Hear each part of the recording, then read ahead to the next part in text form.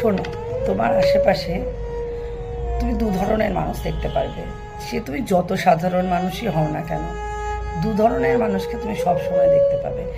এক ধরনের মানুষ যে তোমায় অনুকরণ করে, আর এক ধরনের মানুষ যে তোমায় অনুসরণ করে।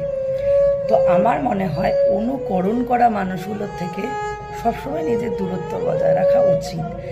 কারণ তারা না তোমার অজান্তেই প্রতিনিয়ত তোমাকে ছোট্ট ছোট্ট ব্যাপারে কপি করার চেষ্টা করে।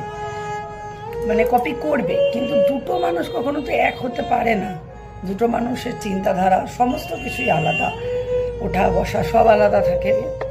যখন অনুকরণ করে আর পুরো তখন তোমার সেম টু সেম করতে চায়, আর যখন সেটা না পারে তখনই তাদের যত ফ্রাস্ট্রেশন, যত রাগ, তুমি কিছু না করা সত্ত্বেও ঠিক তোমার কাছে জন্য মানে তোমার কাছেই ঘুরে আসে।